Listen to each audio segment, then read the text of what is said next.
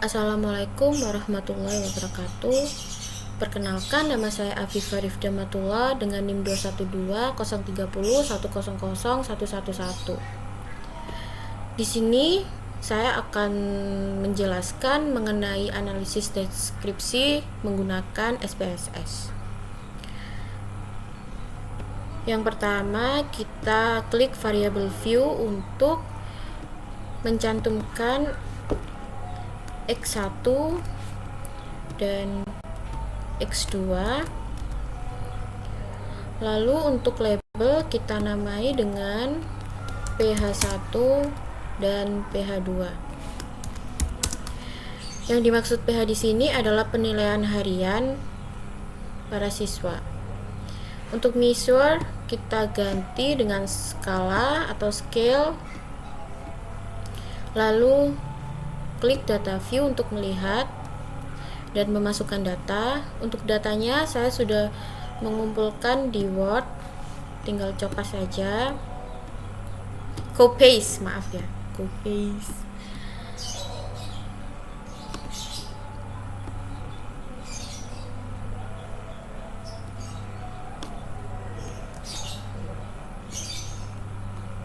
Kita copy paste PH1 di bagian X1 dan lalu PH2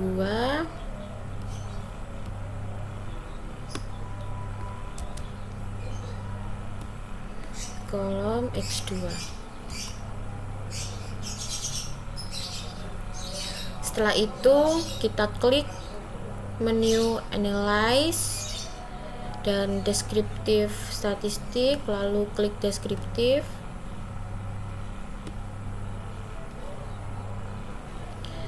Kita copy semuanya ke dalam variabel, lalu save standar this value as variable. Setelah itu tekan OK. Setelah itu akan muncul hasil atau output dari data tadi. Ini adalah data untuk PH1, PH2 semuanya berjumlah 100 data. Data minimum PH1 terdapat 80,00, PH2 terdapat 80,00.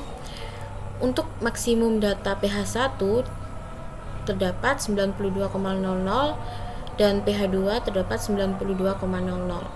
Untuk rata-ratanya penilaian harian 1 di sini terdapat 85,7800 dan untuk PH2 terdapat 85,4700 dan standar deviasinya terdapat 4,184110 dan standar deviation PH2 adalah 3,86503.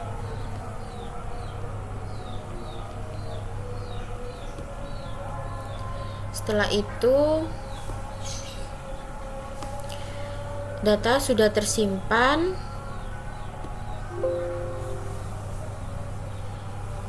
Kita save dan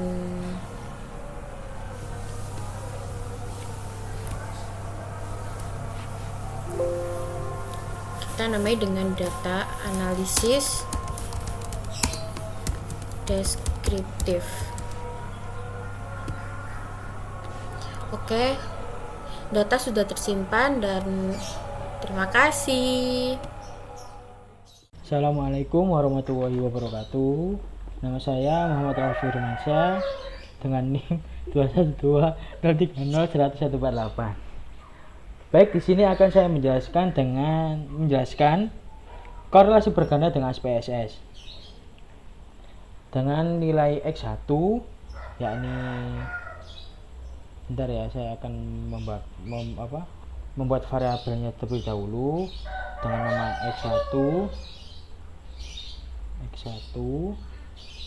kemudian X2 kemudian variabel Y nya. dengan desimalnya dibuat 0 saja biar nggak terlalu kebanyakan nilainya. Nah, seperti ini. Kemudian mesurnya itu diganti dengan scale, ya inilah pokoknya skala.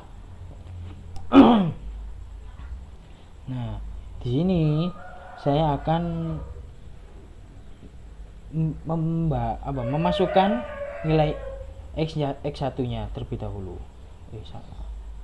X1 nya keliru.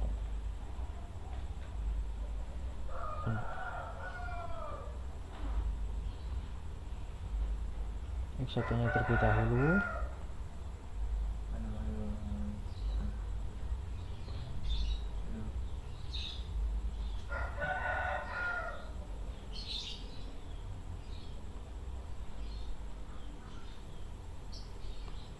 Saya taruhkan ke X1 nya. Nah, kemudian X nya juga saya masukkan kembali.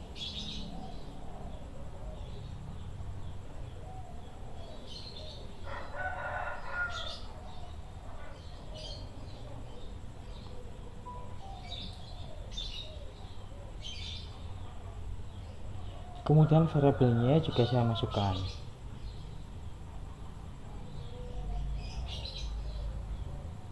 Oke.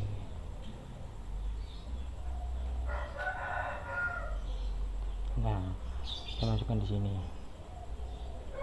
Kemudian kita menuju ke analyze, yaitu kemudian ke regresi, kemudian ke linear. Nah, kemudian variabel y-nya kemasukkan ke dependent, variabel x1 dan x2 nya kemudian ke independent. Seperti ini. Masukkan di sini. Kemudian ke statistik yang pojok kanan atas ini, bawahnya x, masukkan ke situ. Kemudian klik ke R score change yang sini, kemudian di continue. Oke, ini sudah. Kemudian hasilnya akan keluar seperti ini. Nah, seperti ini teman-teman. Nah,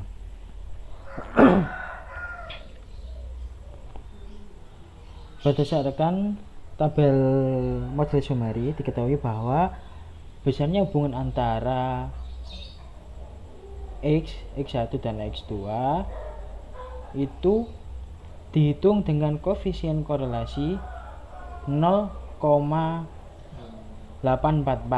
Hal ini menunjukkan pengaruh yang kuat. Sedangkan kontribusi atau sumbangan secara simultan dari variabel x1 dan x2 terhadap kinerja yaitu 71,3%.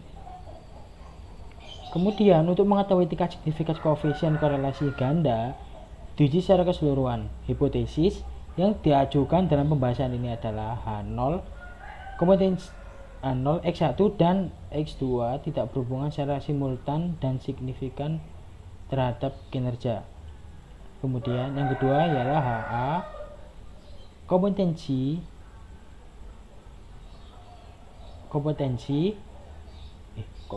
X1 dan X2 nya berhubungan secara simultan dan signifikan terhadap kinerja.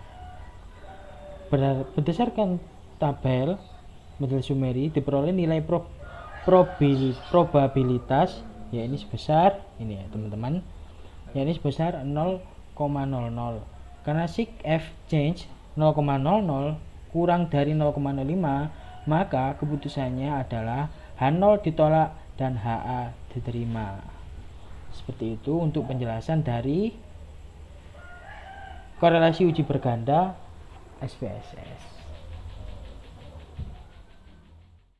Baik, saya akan melanjutkan untuk ke regresi linear sederhana. Nah, di sini saya akan menjelaskan regresi linear sederhananya ya teman-teman. Nah, di sini ada variabel x dan y, kemudiannya diketik di name, kemudian tertera dari sini, Kemudian jangan lupa untuk di skalanya ini ya teman-teman. Oh, ini untuk anunya di skala benar. Terus data view-nya. Nah, data view-nya seperti kayak tadi, dia ada variabel X dan Y. Nah, kemudian kita masuk ke analyze, kemudian ke regression, atau regresi ke linear. Nah, variabel Y ditaruh ke dependent dan variabel X taruh di independent. Kemudian oke. Tekan oke ya teman-teman. Nah, kemudian di sini ada variabel integer remove, yaitu yang A. Yang pertama adalah tabel di atas menjelaskan tentang variabel yang dimasukkan serta metode yang digunakan. Dalam hal ini variabel yang dimasukkan adalah variabel X sebagai variabel independen dan variabel Y sebagai independen, dan metode yang digunakan adalah metode enter. Kemudian yang summary, penjelasan dari modul summary, yaitu biasanya nilai korelasi, yaitu 8, yaitu korelasi atau hubungan R, yaitu sebesar 0,8840. Dari output tersebut diperoleh koefisien determinasi R square sebesar 0,703 yang mengandung pengertian bahwa pengaruh variabel bebas terhadap variabel terikat adalah sebesar 7,06%.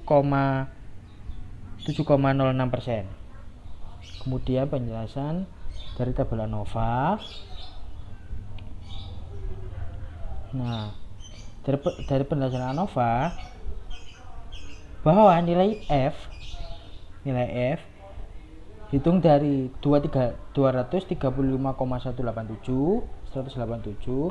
dengan tingkat signifikan sebesar 0,00 kurang dari 0,05. Maka model regresi dapat dipakai untuk memprediksi variabel variabel Y, atau dengan kata lain ada pengaruh dari variabel X terhadap variabel Y. Kemudian koefisien, ini yang terakhir. Nah, dari koefisien itu adalah nilai konstan A sebesar 34,538, sedangkan nilai X itu sebesar 0,391, sehingga dapat persamaan regresinya dapat ditulis Y sama dengan A plus BX, Y sama dengan 34,538 ditambah 0,391X. Seperti itu teman-teman. Baik, saya akan lanjutkan untuk variabel linear sederhananya. Baik, di sini sudah tertera yakni SPSS kosong, yaitu untuk melakukan penghitungan, yakni datanya dari kita masuk ke variabel view, kemudian mengisi datanya di sini. Baik, saya akan di sini datanya saya akan mengetik X1, kemudian variabel X2, kemudian Y. Nah, di sini teman-teman desimalnya itu dibuatkan 0 saja biar nggak ada komanya. Untuk pelabelan di sini saya akan memakai PH1, kemudian P PH2 kemudian RPH. Dari sini measure-nya usahakan pakai skala yang scale ini, bukan yang outbound. Nah, kemudian kembali ke data view-nya. Nah, itu data view-nya kan sudah tertera sama X1, X2 sama Y. Kemudian datanya dimasukkan. Di sini saya akan mengambil salah satu contoh datanya. Di sini ya teman-teman. Sebentar. Nah, saya copy, kemudian saya masukkan ke X1-nya.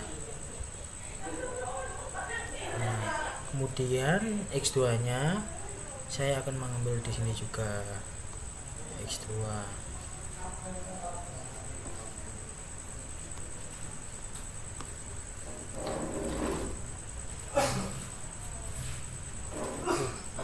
Maaf.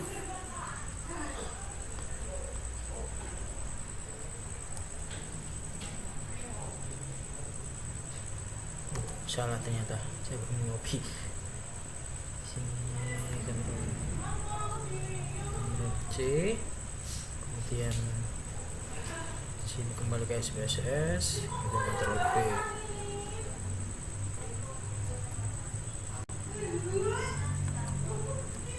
Maaf, lagi. Nah, kemudian berikutnya yaitu variabel Y. Saya akan mengambil di sini.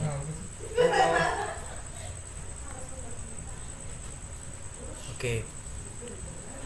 Kemudian saya analyze di linear. Ini variabel Y dimasukkan ke dependent, kemudian variabel X1 dan X2 dimasukkan ke independent. Kemudian oke. Nah, di sini sudah ada kayak hasilnya, yakni remove interest, model summary, sama ANOVA dan koefisien. Nah, di sini saya akan sedikit menjelaskan perumusan hipotesisnya. Yang pertama ialah H1 sama dengan terdapat pengaruh motivasi, yaitu pengaruh pH1 terhadap pH2. H2 sama dengan terdapat pengaruh yaitu pH2 terhadap RPH. H3 sama dengan terdapat pengaruh pH1 dan RP2 secara simultan terhadap RPH. Jadi tingkat keberanian yaitu 90% atau 3,A sama dengan 0,05. Nah, kemudian untuk dasar pengambil keputusan di sini uji T ya. Jika nilai signifikan kurang dari 0,05 atau T hitung lebih dari tabel, maka terdapat pengaruh variabel X terhadap variabel Y. Jika nilai lebih dari 0,05 maka atau T hitung kurang dari T tabel, maka tidak terdapat pengaruh variabel X terhadap variabel Y.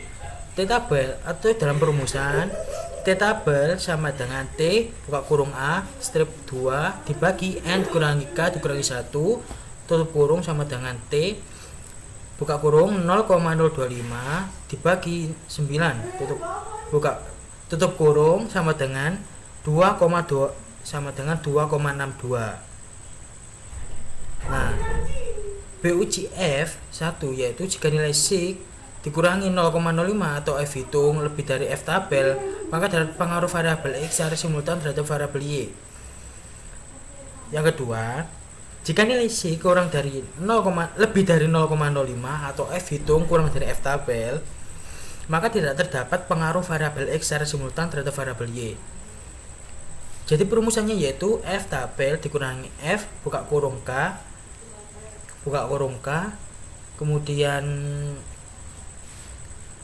dibagi N kurangi K tutup kurung F sama dengan F buka kurung 2 bagi 10 sama dengan 4,10. Nah, kemudian dari pengujian hipotesis H1 dan H2, ya ini yang pertama saya memakai yang koefisien, yaitu jika nilai sig untuk pengaruh X1 terhadap Y adalah sebesar 0,00, itu sama dengan kurang dari 0,05, dan nilai T hitung sama dengan 15,437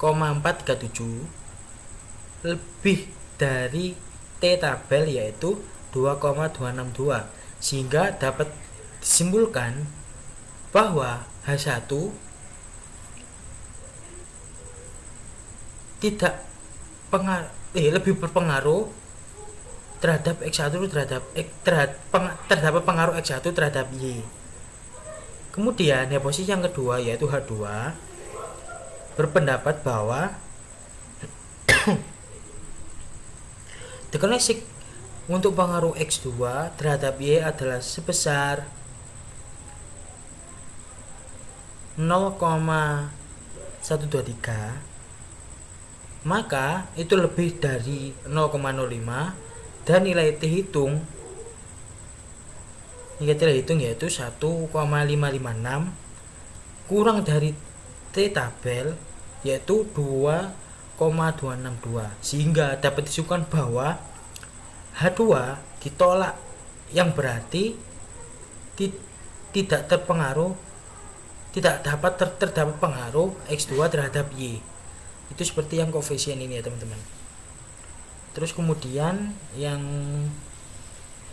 ANOVA yang atasnya ya, ANOVA baik, yang ini yaitu pengujian hipotesis yang ketiga, yaitu berdasarkan output di atas diketahui nilai signifikan untuk pengaruh X1 dan X2 secara simultan terhadap Y adalah sebesar 0,00 kurang dari 0,05, dan nilai F hitung sebesar 120,509 lebih dari F tabel, yaitu 4,10, sehingga dapat disimpulkan bahwa H3 diterima, yang berarti terdapat pengaruh X1 dan X2 secara simultan terhadap Y.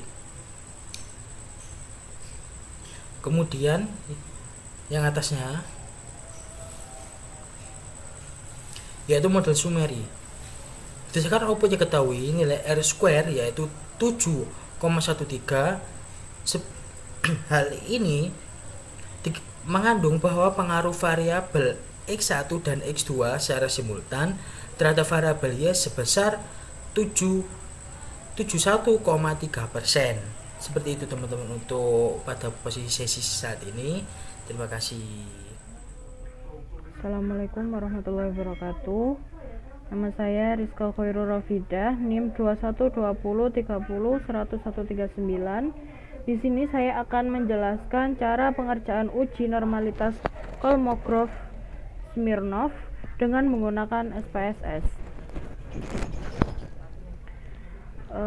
Sebelumnya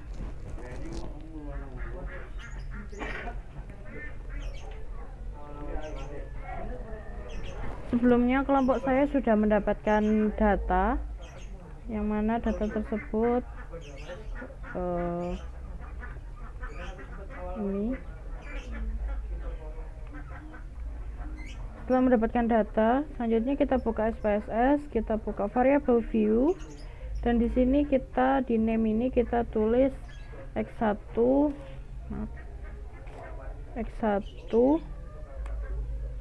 X2 dan Y. Kemudian di measure-nya kita pilih scale, semua scale. Setelah itu kita masuk kembali ke data view, kemudian kita isi data X1, X2 dan Y nya dengan data yang sudah kita dapatkan.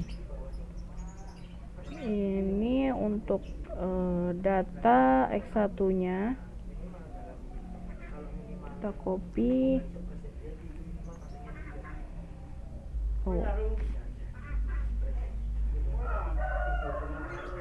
kita copy. Maaf.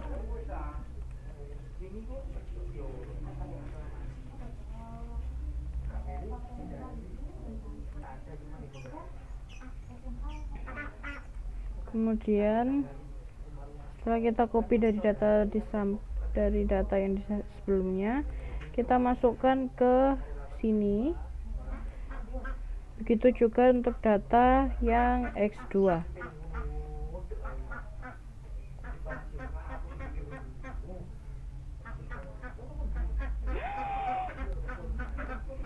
Mohon maaf.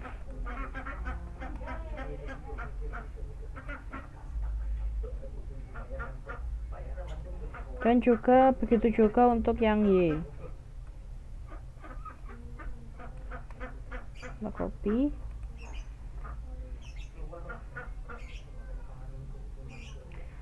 Setelah itu, setelah kita taruh di sini, kemudian kita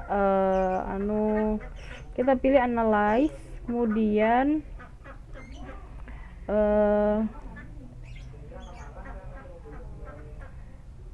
analyze regression ini dan linear. Kemudian kita masukkan X1 nya ke dependent, X2 nya di independent, dan juga yang Y kita masukkan di independent juga. Kemudian kita save dan kita pilih unstandard size,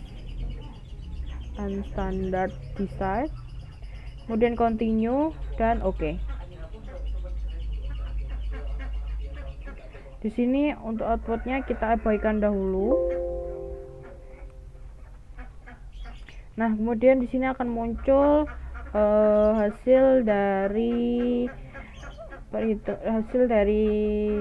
yang kita masukkan tadi di sini. Kemudian setelah itu datanya kita pilih hitung lagi dengan menggunakan analyze, kemudian non parametric test, dan kemudian GL ini. Kemudian kita pilih yang one simple Kolmogorov Smirnov karena kita menggunakan itu untuk tesnya. Kemudian kita pilih unstandard size, ini kita masukkan di test variable listnya. Kemudian kita pilih normal karena di sini kita akan menguji tes normalitas. Ya, kita pilih normal ini, kemudian kita oke. Nah, di sini akan muncul hasil dari perhitungan dengan menggunakan SPS ini. Nah, di sini kita lihat hasil ini, dia menunjukkan 0,042, dimana keterangan dari hasil ini jika hasilnya menunjukkan lebih besar dari 0,05, maka data yang kita gunakan ini adalah data normal. Namun jika datanya kurang dari 0,05, maka data tersebut bisa dibilang tidak normal. Nah, hasil dari ini menunjukkan 0,042, yang mana memiliki arti bahwa data yang kami gunakan ini bersifat tidak normal. Sekian penjelasan dari saya, kurang lebihnya mohon maaf. Wassalamualaikum warahmatullahi wabarakatuh. Assalamualaikum warahmatullahi wabarakatuh. Di sini saya akan menjelaskan tentang uji paired sample t-test dengan SPSS. Sebelumnya kita sudah mempunyai data.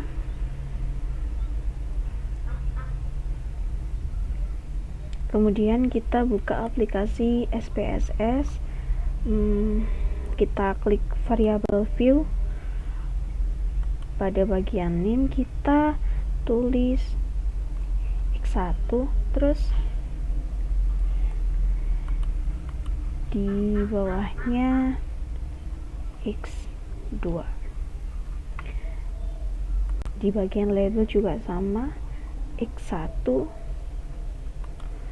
dan X2.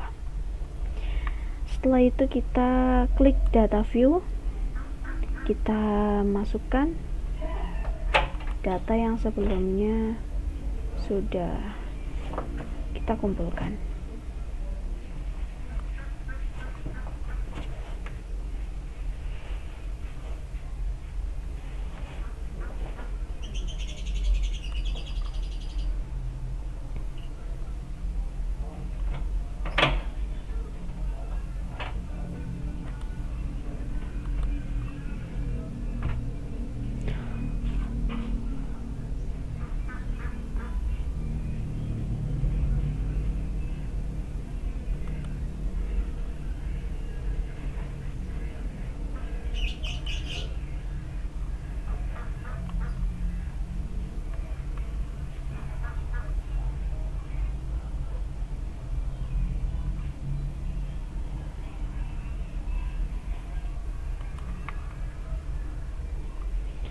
Kita masukkan di bagian X1.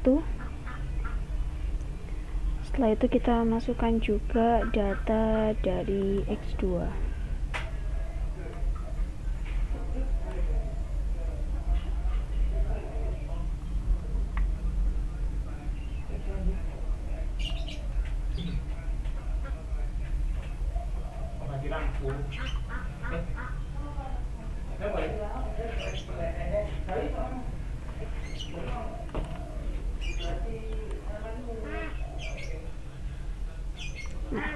Setelah kita masukkan semua, kita klik bagian atas, ini ada analyze. Kita klik, kita pilih compare mean, kemudian paired sample t-test. Kita pindahkan ke bagian kanan satu persatu. Setelah dipindahkan, kita klik OK.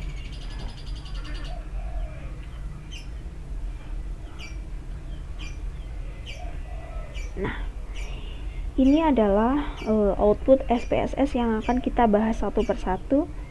Dari hasil keluaran hasil SPSS ini untuk mengidentifikasi apakah ada perbedaan antara X1 dan X2.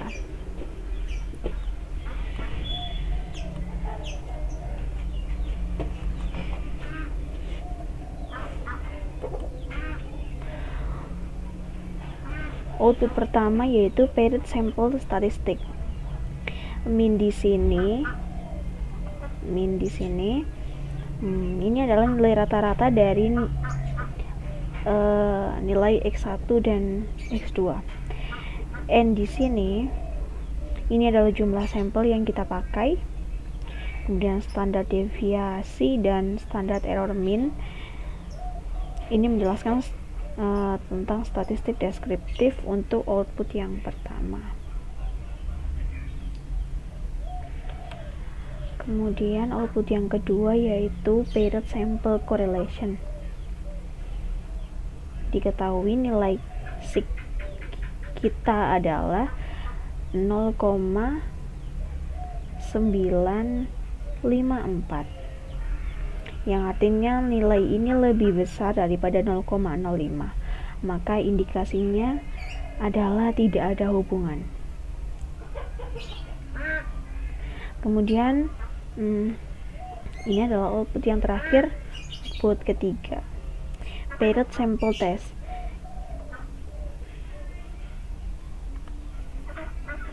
Di sini nilai signifikan dua tailored kita adalah 0,586.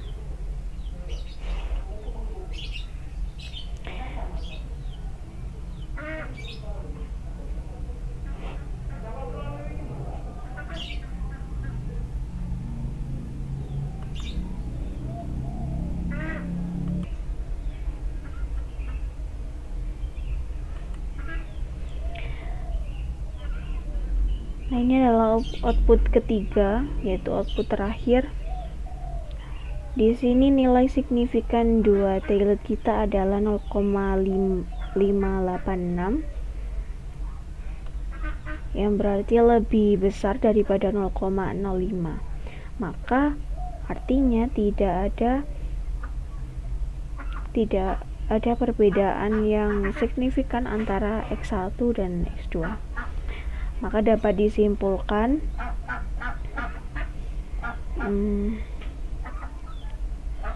bahwa tidak terdapat perbedaan yang nyata antara X1 dan X2. Sekian penjelasan dari saya. Wassalamualaikum warahmatullahi wabarakatuh. Assalamualaikum warahmatullahi wabarakatuh. Nama saya Iza Kesani Afwa dengan NIM 212030100100140. Di sini saya akan menjelaskan tentang uji asumsi yang meliputi uji multikolinearitas dan uji heteroskedastisitas. Sebelum kita ke uji asumsinya, terlebih dahulu kita membuat model regresinya. Di kolom name ini kita isi dengan X1, di bawahnya kita isi dengan X2, kemudian di bawahnya lagi kita isi dengan Y.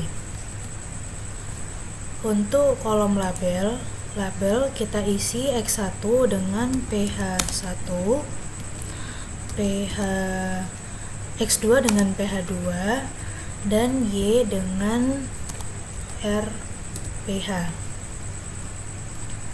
Kemudian di kolom measure ini kita ganti dengan scale,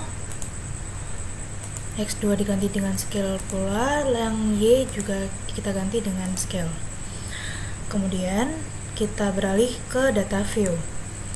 Di data view ini sudah muncul ada kolom X1, X2, dan Y, lalu kita masukkan data kita ke dalamnya. Di sini saya ada data yang sudah data mentah. PH1 yaitu X1 kita masukkan.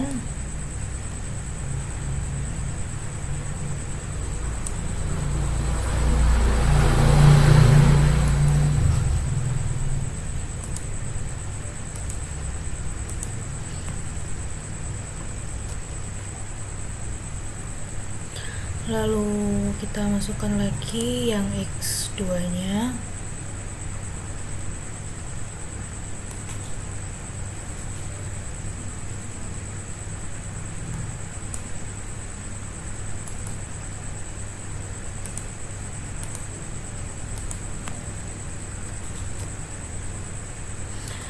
Dan terakhir kita masukkan yang Y.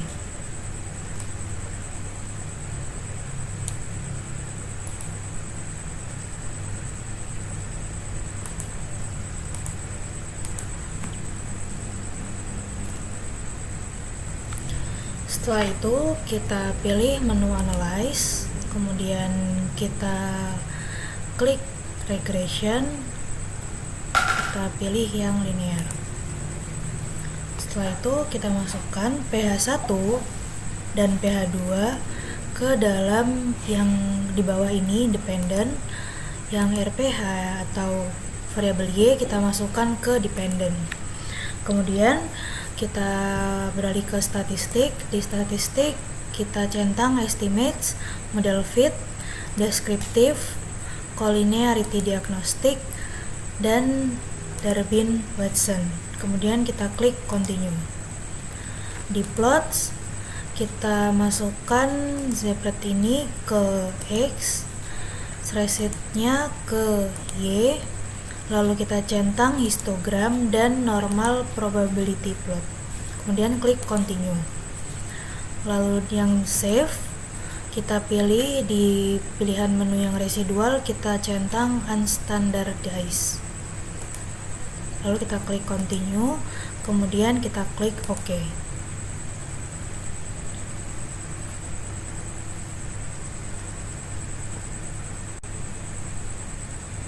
Maka akan muncul hasil output dari data yang sudah kita masukkan tadi. Kemudian di sini saya akan menjelaskan tentang uji multikolinearitas. Uji ini bertujuan untuk menguji apakah model regresi ditemukan adanya korelasi antar variabel bebas atau independen. Uji ini ada syaratnya, yakni jika nilai toleransi lebih besar dari 0,10 artinya tidak terjadi multikolinearitas. Yang kedua, jika nilai VIV-nya lebih kecil dari 10,00 artinya tidak terjadi multikolinearitas. Dari data kami di sini dari tabel koefisien, kita fokus pada nilai toleransi dan VIV. Yang muncul, yang bisa diambil kesimpulan bahwa data kami ini terjadi adanya multikolinearitas. Yang kedua, baik di sini saya akan menjelaskan tentang uji heteroskedastisitas. Jadi, uji heteroskedastisitas itu bertujuan untuk menguji apakah dalam model regresi terjadi ketidaksamaan varians dari residual satu pengamatan ke pengamatan yang lainnya. Di sini caranya kita pilih menu transform, kemudian kita pilih compute variable, lalu di target variable ini kita isi dengan res underscore 2. Di numeric expression kita pilih menu all ini, lalu kita klik 2 kali ABS, kemudian akan muncul seperti ini, lalu masukkan unstandardized residual ke dalamnya. Kemudian di ABS ini kita tambahkan underscore res, lalu klik OK. Maka akan muncul data res underscore 2. Nah, data ini akan kita analisis dengan cara pilih menu analyze, kemudian kita klik regression, pilih linear, kemudian dependent ini kita ganti dengan unstandardized residual, lalu di statistik kita hilangkan deskriptif, collinearity diagnostic, Darwin-Watson, dan kita centang covariance matrix, lalu klik continue. Di plots kita hilangkan histogram dan normal probability plot, continue.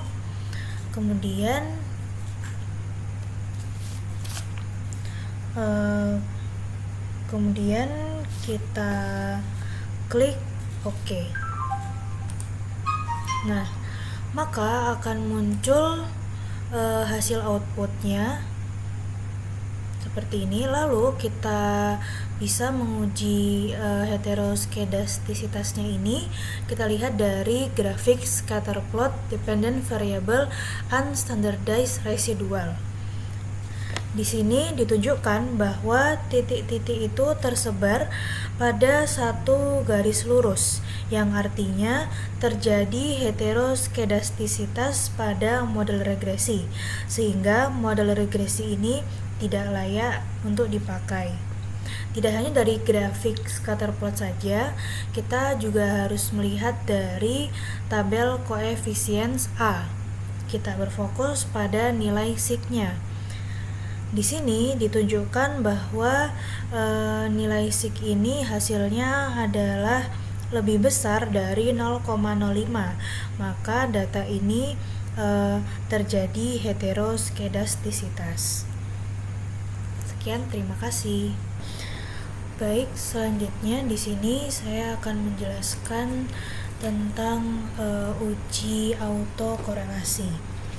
Bertujuan untuk menguji apakah dalam model regresi linear ada korelasi antara kesalahan pengganggu pada periode T dengan kesalahan pengganggu pada periode T'1 sebelumnya. Lalu bisa dilihat di tabel model summary B, kita fokus pada Darwin-Watson-nya di sini. menunjukkan angka 1,855. Kemudian di sini saya sudah menyediakan tabel Durbin-Watson. Lalu di sini saya ada keterangan dari tabel Durbin-Watson ini. Jadi simbol K itu menunjukkan banyaknya variabel bebas, sedangkan simbol N itu menunjukkan banyaknya data. Maka saya memilih K sama dengan 2 karena jumlah variabel independen saya ada 2, yakni X1 dan X2. Kemudian ada N-nya itu sama dengan 100 karena banyaknya data yang saya ambil ada 100. Kemudian seperti yang ada di tabel, DU-nya menunjukkan angka ini 1,7152, kolom yang keempat dari sebelah kiri. Kemudian 4 minus DU menunjukkan angka 2,2848. Lalu D itu didapat dari Durbin-Watson ini, model summary bed dari Durbin-Watson ini. Kemudian